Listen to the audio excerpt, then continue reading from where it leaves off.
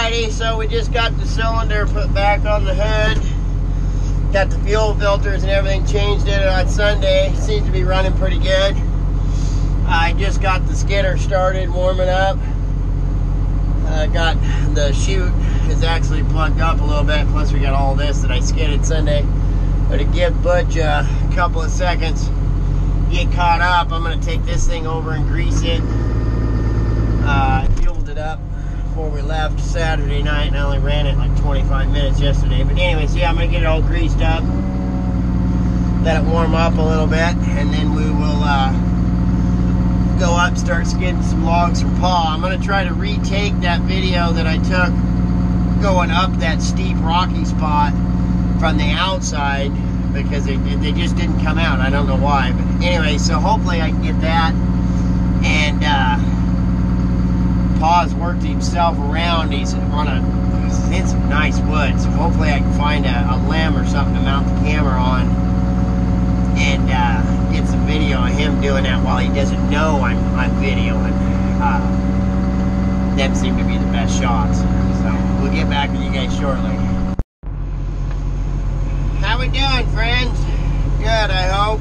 I wanted to say thank you to everybody that watched the live and then watched it afterwards, and the comments, all the well wishes and all of that about my little legal matter in Oregon. I appreciate everybody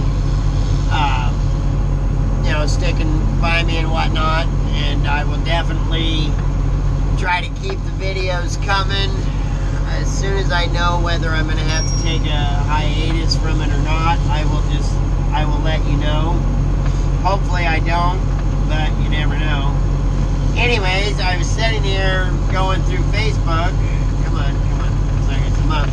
You guys won't be able to see it, but that's a 137 Washington slackline yarder. A bunch of people commented on it. And so I commented on one, said I actually pulled rigging under one in 1992 for R&R King Logging. Well, their woods boss just messaged me back and said, still got it, logged a job 2 years ago with it. So that's pretty cool that 2017, 92, and I want to say they just bought it just a short time prior to me going to work for them. Excuse me. Anyway, so that reminds me, I can do a story time about that yarder. So how about we do that while we're waiting for Butch to clean the chute out here. Anyways,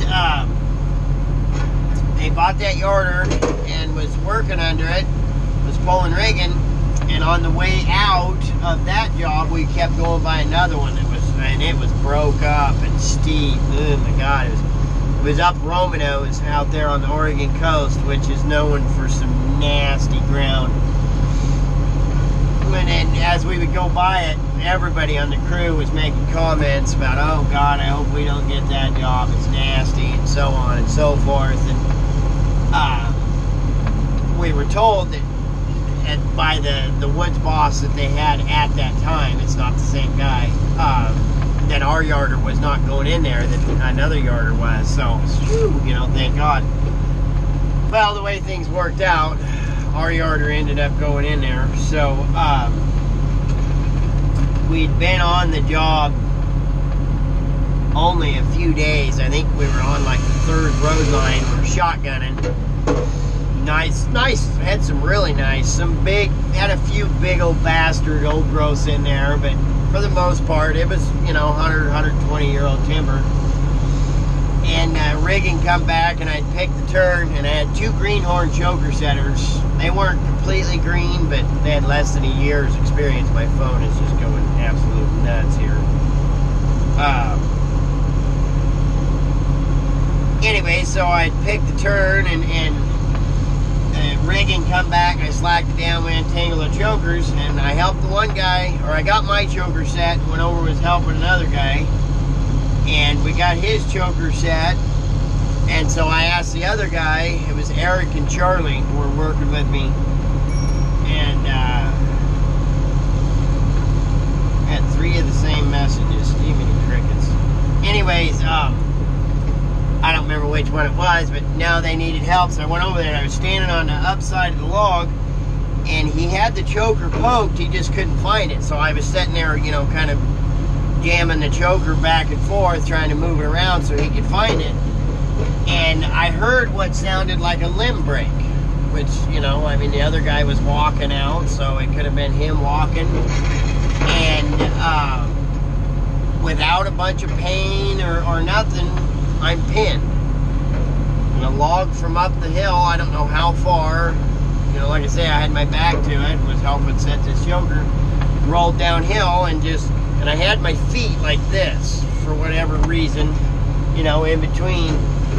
And so I wrestled around, I got my right leg out, I wrestled around, took a little bit, Jimmy jacking back before they got my left leg out. Well, then my left leg started to hurt. Not really bad, but it started to hurt. I was like, God dang it, you know, I think I twisted my ankle. So I unlaced my boots, and at the time I was wearing the 16-inch top boots. Which, if you're not used to wearing leather boots, when you buy the 16-inch tops, and the reason I'd wear them is so that when I climbed up on a log, it wouldn't tear my shins and stuff up. It would, you know, get the leather. Anyways, if you're not used to wearing the tall top boots, they'll make you kind of clumsy until you get used to them. Just a side note there.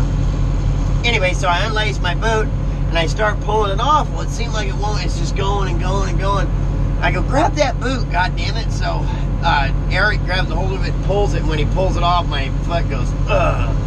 Oh my God, then it hurt. And he starts freaking out, and here my leg is dang, and I'm like, put it back on, put it back on, put it back on. So we couldn't get it hurt too much to hold my foot to put the boot back on. So I get on the radio, on the talkie-tutor, and I tell him my leg's broke, we need a stretcher. So we send the rigging in empty, and they ship the rigging out. Meantime, I'm like, hey, you guys are gonna have to find a couple of limbs to make a splint. And I couldn't believe it, but they're bringing back logs. I'm like, limbs, guys, I need just a couple, even 4 little ones, you know. So eventually we get 4 pieces of sticks, and we didn't have any gauze or nothing. I don't know if they couldn't hear me on the radio or if they just thought I was filling them full of BS or whatnot. They didn't send a first aid kit or nothing, so I had to take my socks, pissed me off, and take a knife and cut them and use my sock to tie the splint. And then we took 4 mollies and full rolled the mollies in each corner of the basket, because there was just these 2 guys. The hook tender come up out of the back end, and he says, yep, it's broke. Tell those guys to pick me up in the back end. My lunch is back there. And I'm like, really? You're gonna leave without help? So there's no way these 2 guys are gonna pack me out. So I hop over to the line, and they bring the basket over, and we slack the skyline down, and we take the chokers, and we're gonna choke all 4 of these mollies. Well, we only had 3 butt hooks, but we had 4 chokers. Well, the 4th one we took and just put in on top of another choker, so there was actually 2 chokers on 1 butt hook. So it made it like this much shorter than the rest of them. So when we choked it and picked it up, it tipped me up like this just a little bit. But still, when you pick yourself up 40, 50 feet in the air and you go like, it's a little spooky. So pick me up, I whistle them across the hillside, and here we go. And I went to high school with both these guys I was working with. One of them is actually one of my really good friends, or was. For as steep and nasty and crappy as this ground was, that guy kept up with, ran his ass uphill and down, you know, within just a couple of feet of that stretcher the whole time. We get up to the landing, they slack it down, slacks the carriage right here, you know, to get it. I'm like, did you have to get it that close? Well, we're standing there dinking around, and I'm like, what the hell's going on? Let's go to town. Well, we were driving a Suburban, and in order to get me in the stretcher, they were going to have to take one of the seats out. I go, screw that goddamn stretcher. Just throw me out of it and put me in the seat. No, we got to keep you in the stretcher, da-da-da-da-da. But they don't want us leaving the seat here because it was the newest Crummy. Now I'm pissed. I'm like, I don't give a shit about this stupid seat in that Crummy. It's fine anyways. Throw it in the back of the shovel operator's pickup and let's go. Oh, God, we don't want to do that. We'll get in trouble, da-da-da-da. So after a few minutes of arguing with these guys, I don't remember what they ended up doing with the seat, but we're headed down the road. Well, I'm laying in this stupid stretcher, and they stop, and I go, where the heck, what the heck, are we here already? No, we stop at the store on the way home to get a 6-pack of beer. And I'm like, whatever, just make it fast. So the guy goes in the store to get his beer, and I light a cigarette. Oh my God, no, he says, you can't be smoking in here. They already said no smoking in this new crummy, blah, blah, blah, blah, blah, blah, blah. And I said, yeah, and they also said you're not supposed to drink beer in this son of a bitch either. You're going to drink beer, I'm going to smoke. So that put the kibosh to them not letting me smoke. So they dropped me off at the Reedsport Hospital, take me in. They, I think they gave me some morphine or whatever because it was hurting pretty good. There's nothing we can do for you. So they put me back in an ambulance and take me to Florence. They give me the option to go to Eugene. And if it would have been nowadays with cell phones and everything, I would have told them take me to Eugene. I could have just called the wife, but I didn't have any communication to my wife. And I didn't want her to get worried and then have to drive to Eugene by herself. So they took me to Florence, and the doctor that did the surgery, that's another story time we'll have to talk about, because I ended up getting $200,000 out of that guy for medical malpractice. But anyway, so that's the little short story time for today. It's when I broke my leg, November 17th of actually, you know what's today's date? November 13th. Oh man, I was close. Anyways, November 17th of 1992. I was on Romanos Mountain on the Oregon coast working for Cheap and Cheaper Logging. That's when I broke my left leg and ended up losing 2 inches of length. And oh, what a pain in the butt that was. Yeah, well, I'll have to do that one as a story time too. So you guys stay safe. Get logs come out.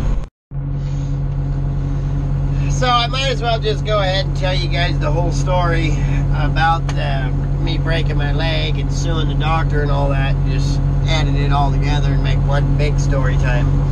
Anyway, so I broke my leg. They take me to the hospital.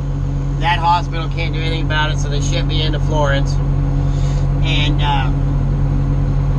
they're going to do the surgery the next day. So the doctor comes in and he's talking to me. And mind you, this is 1992. And my oldest brother and my wife and a couple of my buddies and their girlfriends or wives were there. So we had 5 or 6 people in the room. And the doctor comes in and he starts telling me about the procedure and everything. Well, we find out much later, actually, during the trial while we're suing him, that at the time, this guy had his license to do open medicine, which meaning cut you open, revoked. So he could still practice medicine, he just couldn't cut anybody open or anything like that. So, anyways, he starts telling me about the dangers of if they put pins and plates in it, which is what they should have done. I have a very large chance of getting infection, and then the infection getting so bad that they'd have to cut my leg off, amputate it, and all this. So, mind you, I've got 5 or 6 people in the room that hear all this, and every one of them's like, oh my God, you don't know, oh God, you don't want to lose your leg, blah, blah, blah, blah. So, I say, yeah, no, I don't want to do that. We'll just go ahead and do what they call a closed reduction. And that's where they don't open it up at all. They just go in and try to manipulate the bone back together as close as they can, cast it, and let it heal, which is what they did. Well, if you look at the x-rays of the day of the injury, the day after surgery, and then the x-rays up even till the last one I had a few years ago, the bone, you know, it sets like this. There's 2 bones, a tibula and a fibula, and it was a compound fracture where it broke both bones. Well, it broke, and then went like that. So that's where I lost almost 2 inches of length. Well, in the x-ray, the day before the day of the accident, it looks like this.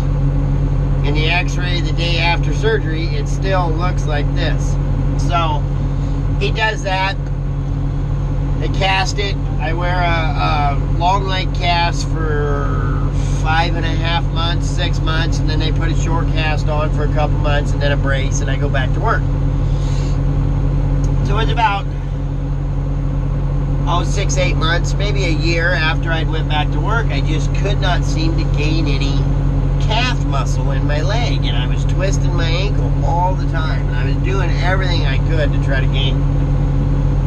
Well, I went to work for another company, and I was in Joseph, Oregon, way gone, actually right on the border of Oregon and Idaho.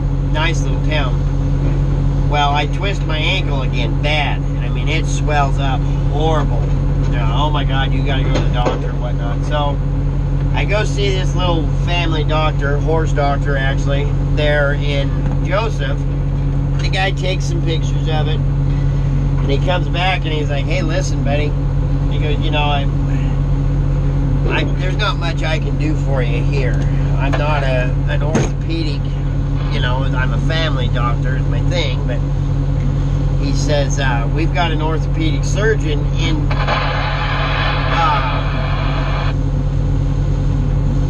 LeGrand, which is the closest big town, that can probably help you out.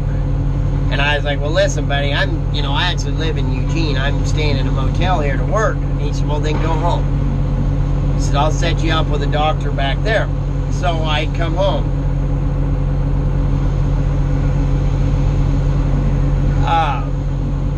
Anyway, so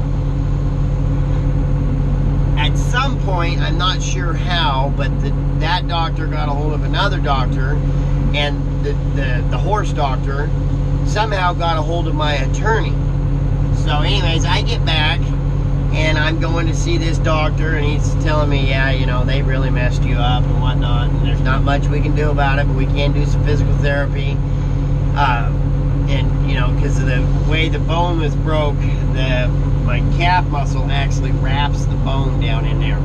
So I had to do some different exercises to get that muscle to regrow. And so, too many crickets.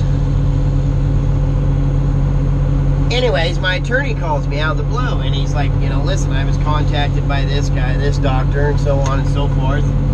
I think we've got a medical malpractice suit. Which I'm so sure of it, he had already contacted a guy in Portland, Oregon, that's what he did, was medical malpractice suits. So anyways, okay, whatever, you know, heck, I'm only 22 years old, 21, 22. So, you know, we filed the suit and all that. Well, I didn't know it until we went to court, but the insurance company actually had investigators follow me around, and they had videotape of me logging. I played on a co-ed softball team.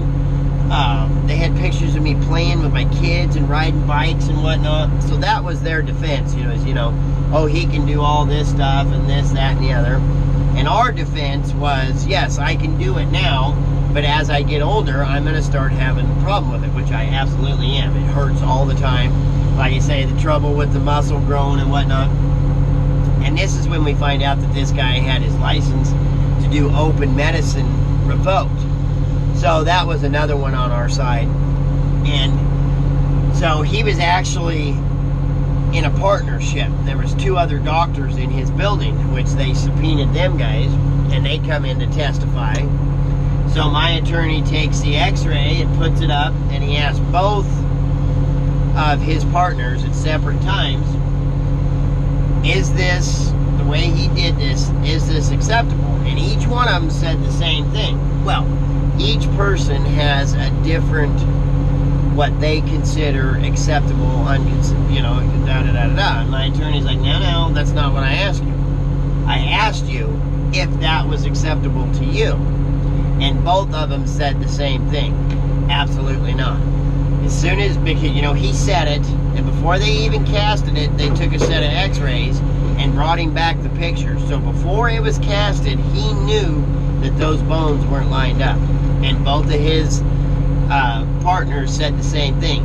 we would have either retried to manipulate it, or the better, most efficient thing to do would be to pin it back together so that it grew back together right. And so their defense was, well, he was never told anything about the infection and da-da-da-da-da. You know, and so I had the witnesses and they testified. What really won it for me was when his partner said that it was unacceptable to them. Now, the thing of it was a jury trial. And so the jury actually decided what amount of money I was to get. And I guess they deliberated for quite a while, because half of the people wanted to give me, you know, a huge sum of money, and the other half acted like the money was coming out of their pockets. You know, and this is why doctors have to have medical malpractice insurance. It's the same as why loggers have to have workers' comp or general liability or whatnot to cover yourself in these, you know, situations. I don't feel guilty about suing the guy at all, because he told me, and like I said, I had the witnesses, that I had a very good chance of getting infection and losing my leg. If he would not have said that, I would have told him, no, let's go ahead and plate it that way. And, you know, he never told me I was going to lose length in my leg, which would end up putting more pressure on my knee and my hip. So that's why part of the reason I have knee problems, part of the reason I have hip trouble. You know, because I'm offset, so I wobble, so it wore out one hip more than it did the other. Anyway, so yeah, they awarded me $284,000, and the attorney gets a third of that.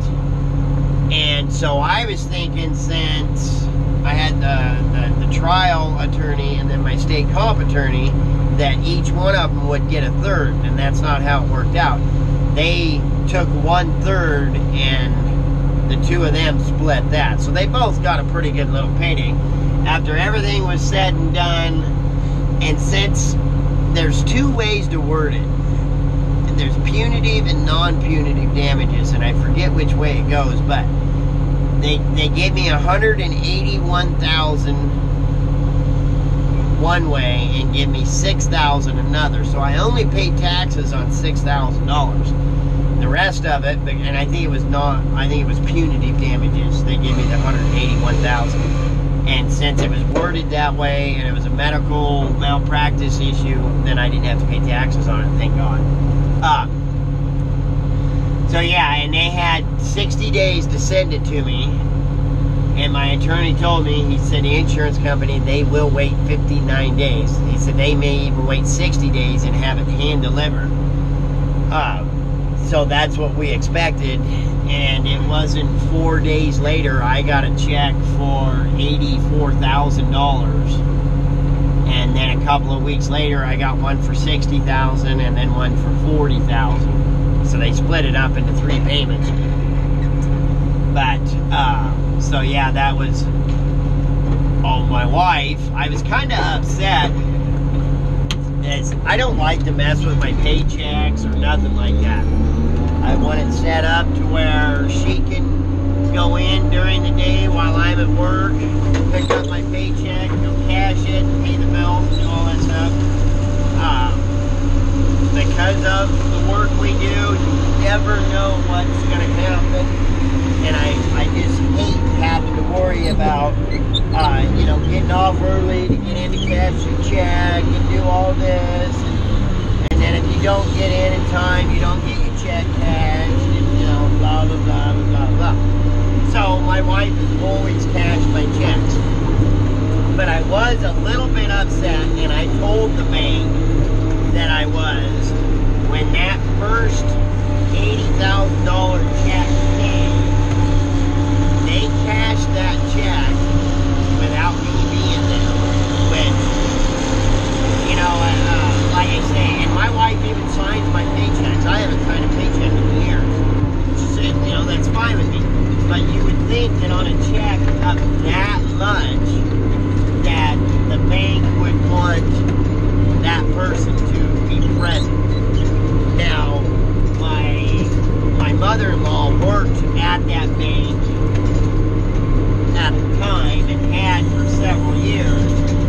So most all of the people that worked in there knew my wife anyways, but still, you would think that that amount of money that the establishment would want the person, because it wasn't in both of our names, it was in my name alone. Anyway, so that's the story of why I sued the doctor, the medical malpractice suit. Like I said, I really didn't even start it. I just sprained my ankle after the fact and was trying to get it taken care of. And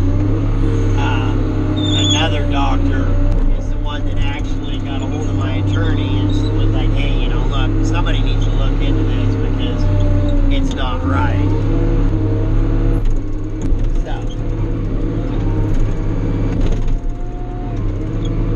I guess the lesson in today's story time